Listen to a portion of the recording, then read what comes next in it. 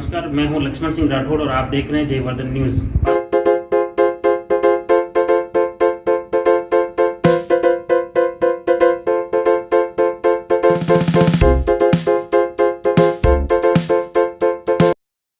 Corona वैश्विक महामारी के चलते शिक्षा के मंदिर बंद पड़े हैं। कोरोना की वैश्विक महामारी ने यूं तो सभी को प्रभावित किया है, मगर निजी शिक्षण संस्थाओं को गहरी चोट पहुंचाई है। भारत के भविष्य का निर्माता शिक्षक को माना गया है, लेकिन वर्तमान में इन शिक्षकों का भविष्य खुद खतरे में पड़ गया है। एक तरफ महामारी के दौरान अधिकतर अभिभावकों के आर्थिक संकट के कारण छात्रों की वर्ष भर की फीस भी जमा नहीं हुई है, क्योंकि मार्च व अप्रैल माह में परीक्षा व परिणाम के दौरान ही जमा होती हैं। वहीं दूसरी तरफ इन विद्यालयों के लिए कार्यरत शिक्षक, ड्राइवर, बाबू, सफाई कर्मी, चपरासी, चौकीदार आदि का वेतन नियमित देना भी जरूरी है। लेकिन इस महामारी के दौरान आर्थिक संकट से जूझते 5% विद्यालय ही आधा अधूरा वेतन दे पाए हैं। ऐसे में अगर सिर्फ राजसमंद जिले की ही बात करें तो निजी विद्यालयों से प्रत्यक्ष व अप्रत्यक्ष तौर से जुड़े करीब 10,000 से ज़्यादा परिवारों के गुजारे पर संकट खड़ा हुए हैं। प्रदेश में 34,658 निजी स्कूल हैं, जहां करीब 9 लाख लोगों का रोजगार मिला हुआ है, लेकिन कई कार्मिकों को 2 माह से भुगतान भी नहीं हो पाया है। अगर यही हाल बना रहा तो आधे से ज़्यादा निजी विद्यालय बंद हो जाएंगे। प्रत्येक निजी स्कूल में स्टाफ व अन्य खर्च 2 से 10 लाख रुपए तक का वेतन खर्च आता है। ज़्यादातर स्कूलों के भवन व बसों पर लोन है, लेकिन बैंक किस्तों में कोई माफ़ी नहीं। बिजली बिल माफ़ नहीं है और कई टैक्स जो पूरे साल के हिसाब से भरने ही हैं। इस तरह नियमित खर्चों के भुगतान को लेकर निजी स्कूल संचालक अभी मानसिक तनाव से गुजर रहे हैं। महाराष्ट्र के साकोली शहर और मध्य प्रदेश के खंडवा में आर्थिक संकट से जूझ रहे निजी स्कूल के संचालकों ने आत्महत्या कर ली। इस वैश्विक महामारी को लेकर अभी तक कोई स्थिति स्पष्ट नहीं है कि आखिर कब निजी स्कूल की गाड़ी पटरी पर लौटेगी। इसी बात को लेकर प्रत्येक निजी स्कूल संचालक तनावग्रस्त हैं। यह सच है कि शिक्षा देना एक सामाजिक कार्य है, लेकिन इसकी भी एक सीमा और निश्चित खर्चे हैं। विद्यालयों को उनमें बच्चे कम हो या ज़्यादा, उन्हें अपने शिक्षकों व अन्य कर्मचारियों को 12 महीने की तनख्वाह देनी ही पड़ती हैं। अगर विद्यालय में बस की सुविधा है तो बैंकों की किस्त, टैक्स, ड्राइवर, खलासी, चौकीदार का वेतन भी देना पड़ता है। सरकार भी दोहरा बर्ताव कर रही है। एक तरफ शिक्षा को सेवा मानकर बसों को रोड टैक्स माफ कर रही है, तो दूसरी तरफ बिजली पानी के बिल व्यावसायिक श्रेणी से वसूल कर रही है। यदि वास्तविक स्थितियों को सोचे समझे बिना केवल भावनाओं में बहकर फीस माफी का दबाव बनाया गया तो बहुत सारे स्कूल बंद हो जाएंगे। इस वजह से कितनी बड़ी बेरोजगारी आएगी, इसका अनुमान लगाना मुश्किल है।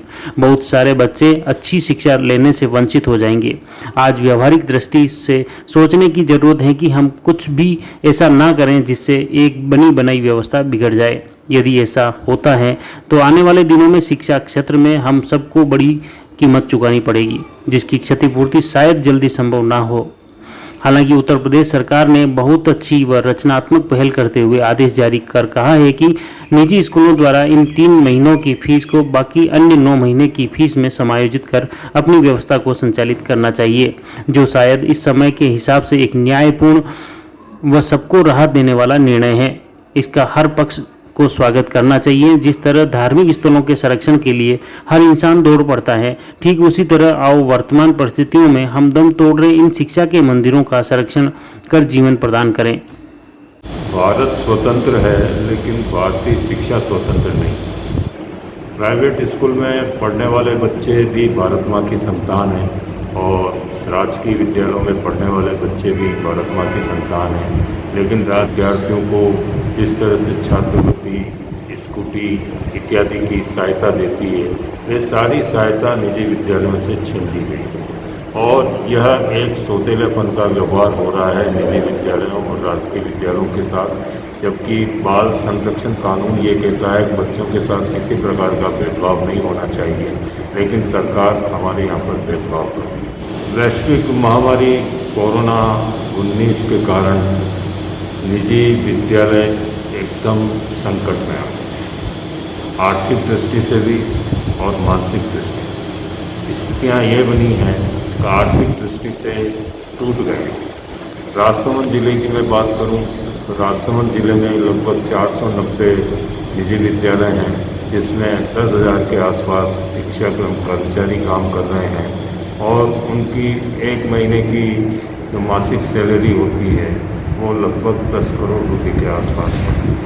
अब 10 करोड़ रुपया यदि विद्यालय में पढ़ने वाले विद्यार्थी के अभिभावक जमा नहीं कराते हैं तो आज यहाँ के जो 10,000 लोग हैं, इन 10,000 लोगों को परिवार का चलाना एक तरह से मुश्किल होता जा रहा है।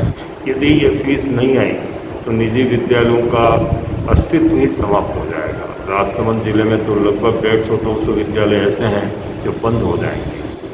सरकार निजी विद्यालयों के साथ भेदभाव करना बंद करे, सबको स्वायत्ता दे और संरक्षण करे।